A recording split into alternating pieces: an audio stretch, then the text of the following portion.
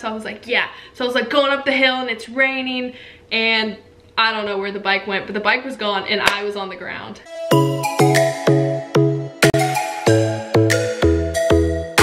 Hi guys, welcome back to my channel. It is Taylor Nicole and today I'm going to be telling you about my scars. You might not be interested, and if you're not, then you can very well click out of this video. No one's forcing you to watch it, so.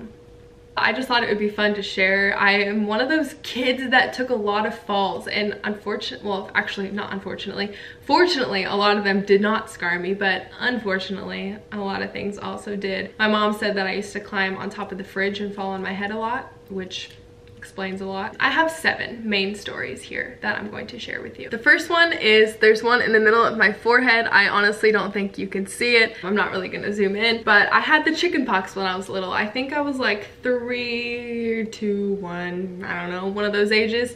And I had the chicken pox and obviously they were really itchy, so I itched them until I bled and scabbed and picked the scab off. So it's kind of gross, but our family is like pickers. We like to pick, so if we have like a scab or something, like we'll pick it until it's gone. The next one is I actually don't know how I got this at all. I don't even know. I don't know why I'm like telling the internet this. Okay, whatever. But I have pierced ears, right? Okay, most girls do. And I used to have double piercings and I let them grow back in, but I have like normal piercings. But this side, my friends, I don't know if you can see, but it's ripped. And like my earrings, yeah, I know. My earrings can like fit through that. So I honestly like barely wear earrings anymore because it's just annoying. If I put an earring in, it'll go through. It's like ripped, gauged. And also going along with that one, I have like a little hole, or I mean, it's not like a hole, I guess it's like a scar on the top of my lip.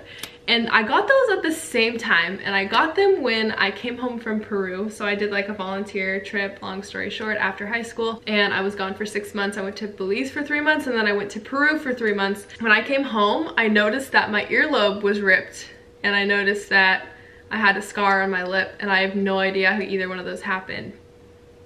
No idea. I would guess this is maybe was maybe a mosquito bite that I scratched or something. I don't know. I got a lot of mosquito bites. And then also this one, I don't know how I wouldn't notice that, because you would think it would be really painful and I would totally remember when that happened, but I don't. Okay, this light is driving me crazy. I need to fix this. Okay, that's better. So anyway, I don't know when that happened. The only thing I can think of was I was wearing earrings when we were in Peru, and we were playing soccer up in like the mountains with a bunch of Peruvian kids. And I think, like, I vaguely remember a kid like grabbing, well, he didn't mean to obviously, but he like did something and it pulled my ear, and I remember it hurt, but we just kept playing and I didn't do anything about it. And so that's the only thing I can think of. So I'm pretty sure it was ripped by a Peruvian kid during a soccer game. I don't know if that's legit. I just don't know how I wouldn't notice that it was ripped, and that's the only time I can remember like something pulling my ear. And so I'm like, that must have been when it happened, but I was like so into the game that I didn't even do anything about it. And there we have it. So it's annoying. I've tried to let it grow back. That was like 3-4 years ago. And it won't grow back because it's just like too big. So I'm gonna have that for the rest of my life, but whatever. The next one is right here. I don't know if you can see it. A scar right there from, I was like 8 or 10 years old, I don't know, I was a little kid, and there's like this hill that goes up to our house, and I loved riding my bike, like loved riding my bike. I would go ride it by myself all the time, and I had like one of my best friends lived in the same neighborhood, and so I'd ride to her house all the time. I remember it was raining really hard this one day. I was on a bike ride by myself, and it's like still embarrassing for my little kid self. I feel bad for my little kid self, but I was riding up the hill, and I remember like seeing this like mom and her kid or whatever walking by. I like wanted to look cool going up this hill. You know when you would like stand up on your bike and like ride up it, and you felt like super, not ride up your bike, I guess you would ride up the hill, but like stand on your bike and like you just feel, maybe it was just me, but I felt really cool like when I would do that. So I was like, yeah. So I was like going up the hill and it's raining, and I don't know where the bike went, but the bike was gone and I was on the ground. And I was like, I don't even know how that happened, but the bike just slipped. I was so embarrassed. I was so embarrassed. And she looks over and she was like, are you okay? And like, you know, when people ask you that, it just makes it worse. And so like, I felt fine until she asked me that. And then I just wanted to cry, but like I was still being a tough kid. So I was like, yeah, I'm fine. Yeah, I'm fine. And I got on my bike and I rode home, and I came home and I had like blood on my hands and blood. Anyway, it just, apparently that's why she was like so concerned about me, because there's blood, but I didn't even look because I was just like mortified. I needed to get home. It was so embarrassing. And so I got home and then I realized there was a rock in my hand from when I had fallen. I guess I like scraped on the ground and a rock was literally in my hand. And so I like remember picking the rock out, and yeah, there's a scar from a rock that used to be in my hand. So there's that. Next is my right knee. I have a piece of lead in there.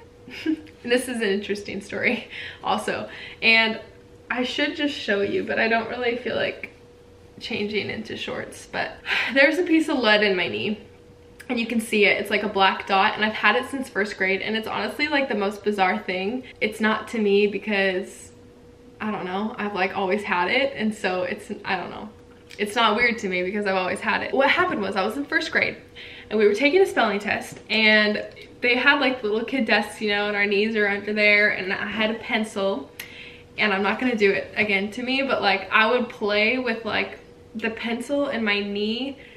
There was like just enough room for, it's hard to explain, I was such a weird kid, but there was just enough room for my pencil to fit in between my knee and the desk, and I like, that was like satisfying to me. I don't know, so I would like play with that a lot. I remember like sliding it in there and then like I'd take it back out, but it was only like obviously when the pencil was a certain length. So I must have had a little bit taller of a pencil than I was used to, and we were about to take a spelling test, and my teacher was like trying to get everyone ready, and I was doing that, but the pencil was too big, and the pencil can't go through the desk because the desk is hard, so the pencil went into my leg, and I was like, ow. And I remember like telling her I just poked myself with a pencil and I was bleeding, like the lead side went into my knee.